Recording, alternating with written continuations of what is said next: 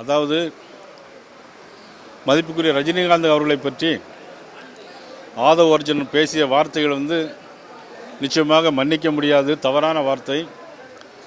அது குறித்து ஏற்கனவே பாரதிய ஜனதா கட்சியினுடைய சார்பாக மதிப்புக்குரிய எங்களுடைய கட்சியை சேர்ந்த அர்ஜுனமூர்த்தி அவர்கள் ஒரு விளக்கமான அறிக்கையை கேட்டிருந்தார்கள். நல்ல வேளையாக நீங்களும் இப்போ அதை கேட்டிருக்கீங்க. அவர்கள் எங்களுடைய அர்ஜுனமூர்த்தி அவர்கள் விளக்கமாக எழுதியிருந்தார்கள். இருந்தாலும் கூட நானும் பார்த்தேன், ஆதவ் அர்ஜுன் அவர்கள் நிச்சயமாக மன்னிப்பு கேட்பார், தவறுக்கு வருந்துவார் என்று நானும் நினைத்து பார்த்தேன். மதிப்புக்குரிய ரஜினிகாந்த் அவர்கள் அவர் திரையுலகில் ஒரு மிகப்பெரிய இமயம். 12 காலமாக திரையுலகில் ஒரு முடிசூடா மன்னனாக வாழ்ந்தவர். மிகச்சிறந்த ஒரு ஆன்மீகவாதி. ஜாதி, மதம், இனம், மொழிகளெல்லாம் கடந்து அவர் ஒரு சித்தர் புருஷர் போல உள்ளவர். இன்றும் கதாநாயகனாக வலம் வந்து கொண்டிருக்கின்ற ஒரு அற்புதமான ஒரு தலைவர், மிகச்சிறந்த நடிகர், பால்கே விருது பெற்றவர்.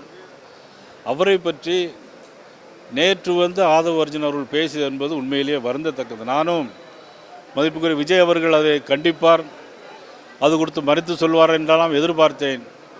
நிச்சயமாக அவர்களிடம் அதை எதிர்பார்க்கக்கூடாது என்று தான் நினைக்கிறேன். உண்மையிலே வருந்தத்தக்க செய்தி அது.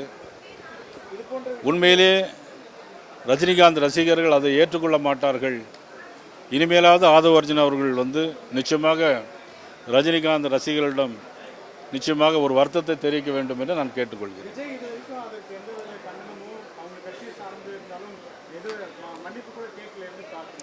இல்லை, அதனால தான் இப்போ நான் சொல்கிறேன். ஏற்கனவே எங்களுடைய அர்ஜுனமூர்த்தி பாரதிய ஜனதா கட்சியின் சார்பாக ஒரு விளக்கத்தை கொடுத்திருந்தார். அது போதும் என்று நான் நினைத்தேன். ஆனால் இப்பொழுது 2-3 தினங்கள் ஆகியும் அதற்கு ஒரு பதில் இல்லை.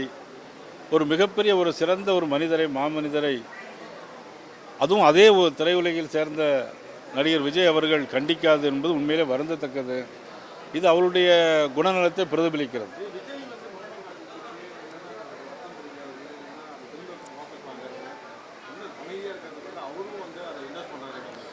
இல்லை, அதனால் நான் இப்போ சொன்னேன், அவருடைய எண்ணம் அதுவாக தான் இருக்கும் போல் எங்களுடைய உணர்வு தெரிகிறது. இனிமேலாவது வருத்தத்தை தெரிவிப்பார்கள் என்று நான் எதிர்பார்க்கிறேன்.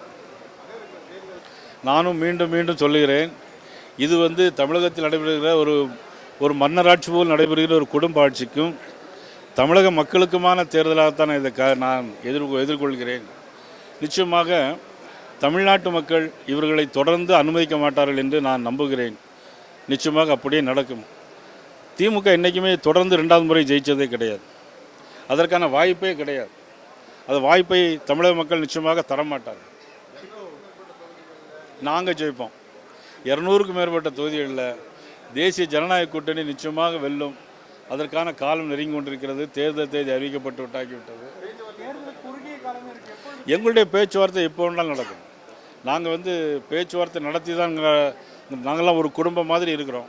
நிச்சயமாக நாங்கள் எல்லோருமே தேவையான தொகுதிகளை பகிர்ந்து கொள்வோம். அதை நான் உங்களுக்கு எங்களை பொறுத்தவரையில் எண்ணிக்கை என்பது முக்கியமாக என்று கேட்டால் எங்களுடைய எண்ணங்கள் தான் முக்கியம். எங்களுடைய எண்ணங்கள் எல்லாம் தமிழக மக்கள் ஒரு கஞ்சா இல்லாத தமிழகமாக, தினசரி படுகொலை நடக்காத தமிழகமாக, தினசரி கற்பழிப்பு சம்பவங்கள் நடக்காத ஒரு தமிழகமாக, 2 வயது சிறுமி முதல் 60 வயது பெண்கள் வரையிலும் கற்பழிப்பு சம்பவங்கள், கஞ்சா போதைப் பொருளை போட்டுக்கிட்டு ரோட்டில் போகிறவங்களெல்லாம் வெட்டுறாங்க. இது ஒரு ஊரில் மட்டும் நடக்கலை. நாங்கள் நேரில் நடக்குது, அடுத்த மறுநாள் சிவகங்கையில் நடக்குது. அண்ணாச்சி பொன்னார் கூட கேட்டாங்க, இது 2 குரூப்புக்குள்ளே நடக்குதா அப்படின்னு கேட்டாங்க. இல்லை, இது கஞ்சாவுக்கும் தமிழகம் நம்ம திமுகவுக்குமான ஒரு குரூப்பாக தான் நடக்குதுன்னு நான் சொல்லிட்டு இருந்தேன். போய் சிபிஐயில் ஆஜராகிறார். நீங்கள் பலமுறை ஒரு சந்தேகம் இருந்துச்சுன்னு சொல்லியிருந்தீங்க. கரூர் விவகாரத்தில் அந்த சதிகள் இருக்க வாய்ப்பு இருக்குன்னு சொல்லி பேசியிருந்தீங்க. செந்தில் பாலாஜி நாளை போகிற எப்படி பார்க்குறீங்க? இல்லை, அவர் போயிட்டு வந்த பிறகு தான் தெரியும் அதை பற்றி. எங்களுடைய இது அவர் பின்னணியில் செந்தில் பாலாஜி இருப்பார். ஏன்னா அதனுடைய நோக்கங்கள், நடந்த சம்பவங்களை வைத்து சொல்லும்போது செந்தில் பாலாஜிக்கு அதில் பங்கு இருக்கிறது என்று தான் நாங்கள் சந்தேகப்படுறோம். சிபிஐ விசாரணை செய்து முடிவு செய்வார்கள். நாளைக்கு போராட்டம் இருக்கா? தேர்தல் ஆணையம் அனுமதி வாங்கணுமா?